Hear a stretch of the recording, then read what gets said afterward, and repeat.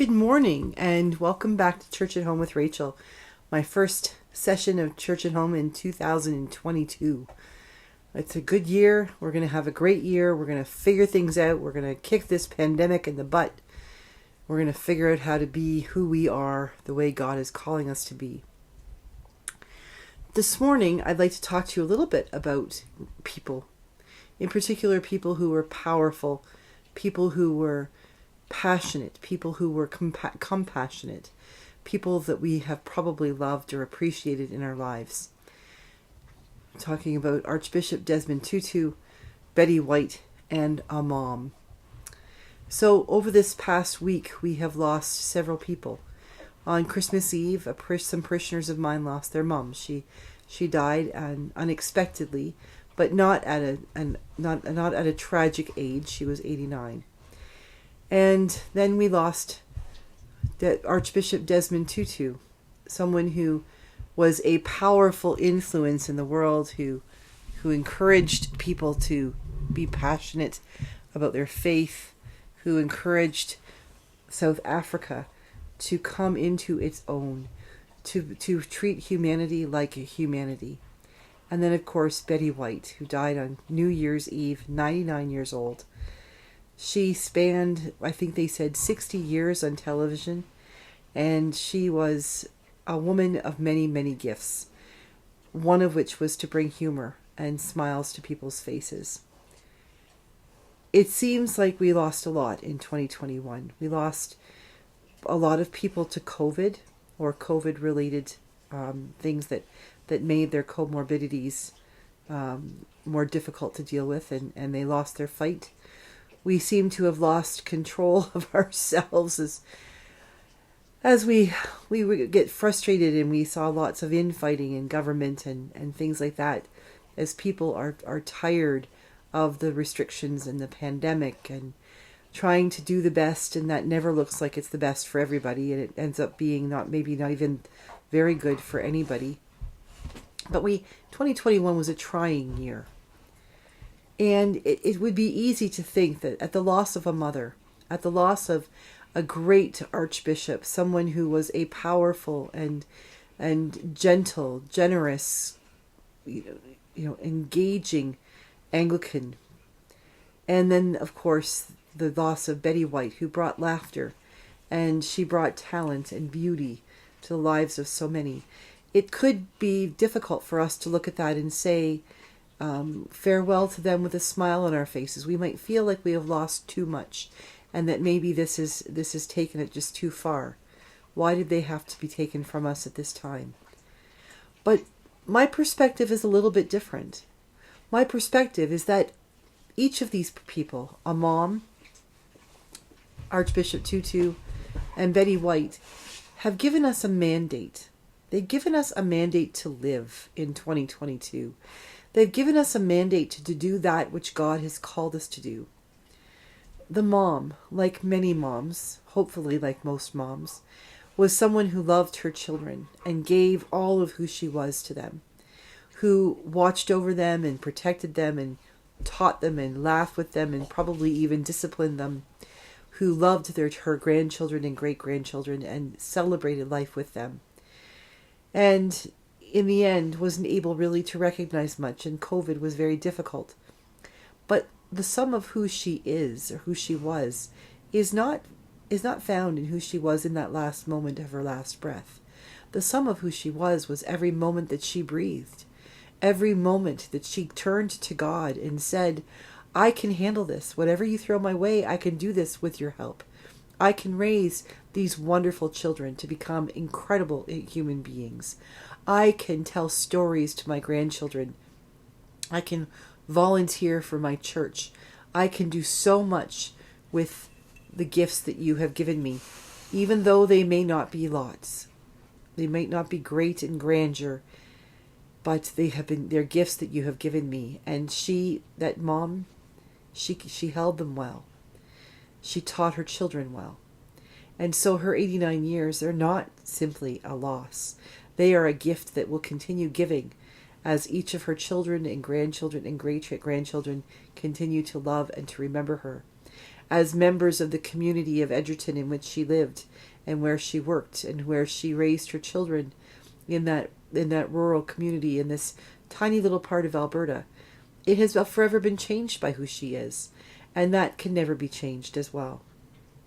And then we look at Archbishop Desmond Tutu. For many people these days, the whole idea of apartheid, they have no idea what it was, because the work that he did with the Truth and Reconciliation Commission, the work that he did with the politicians and the other religious leaders, with the different groups of the white and black people in South Africa, with Nelson Mandela and those who were his enemies and those who stood up against him, for those who tried to hurt him and his family, for those who he could have turned his back on and said, be damned. And yet he said, no, we look to the cross. Jesus died for every single one of them.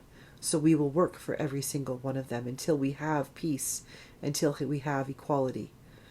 Desmond Tutu was not just a symbol for South Africa, but he was a symbol for the world. And his generosity of spirit, his sense of humor, his ability to be the arch, as he was referred to, will continue to mean much to us all in the world now that he was gone, probably even more now that he is gone than it did when he was here. It's easy to take someone for granted when they're here, less so when they're gone. And then Betty White. I, for a long time, was not a Betty White fan. My introduction to Betty White was on the Mary Tyler Moore Show, and I was just a little girl, and she kind of annoyed me. She was a little bit too promiscuous for my young ears. I think it was about 5 when it was in reruns, when I was watching it on TV in St. Thomas. And then later on in life in the Golden Girls, where she played a ditz. But I did see her in other things, and as I got older myself and watched her her continue to mature and grow and provide comedy and compassion and generosity of spirit to the world through her television roles and for the work that she did, I began to realize that Betty White was a complex and beautiful person. She offered to the world more than the sum totals of the different parts that she played. And her natural acting ability was something that allowed her to be many people, many different people, to so many of us, reminding us that we are called to serve God using the gifts that we have. A mom who simply raised her children to the best of her ability and loved them with every part of who she was. An archbishop who worked himself into the ground, doing something dangerous, but something he knew he was called by Jesus to do. And an actress who did exactly what she was called to do, using the gifts God called her to share with the world, that the world might be a better place, even if it was just because we all took half an hour to sit and laugh at Golden Girls, or the Mary Tyler Moore Show, or the different shows.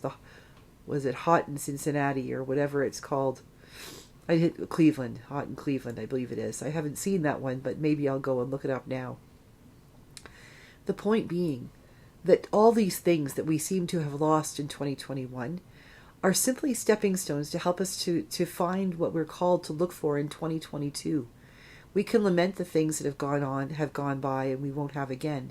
Or we can remember them with grace and hope and love, and celebrate the gifts that they have been in our lives, and look forward to what will come next. Who will be the mom when mom is gone? All of those people whose lives were touched by her, and who will reach out to others and love them the way she loved them. Love, a mother's love, will keep on growing and expand and exponentially because she touched so many lives. The world can never go back to the way it was when apartheid lived in South Africa, when Canada did not acknowledge what we had done to our Indigenous peoples.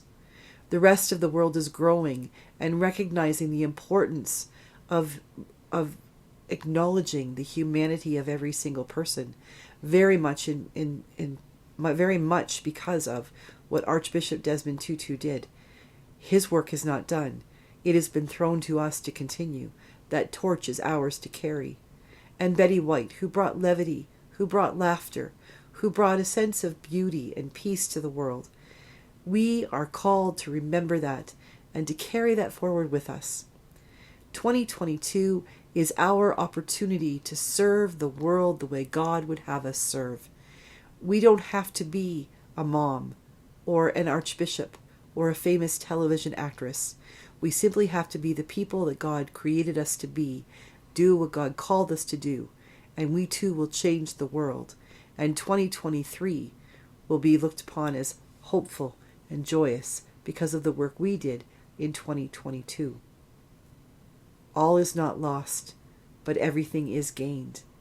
Together, you and I can change the world by simply being who we were called to be, just as the mom and Desmond Tutu and Betty White simply did what God called them to do. We may not be famous like Archbishop Tutu or Betty White, but we might indeed change the world just like this beautiful mom did. Have a blessed day. Enjoy your time of this newness of the year. Stay warm, stay home, keep your mask on if you go out, and let's kick this pandemic in the butt in 2022. God bless you, and it's good to be back. I will see you again tomorrow for Church at Home with Rachel on Tuesday.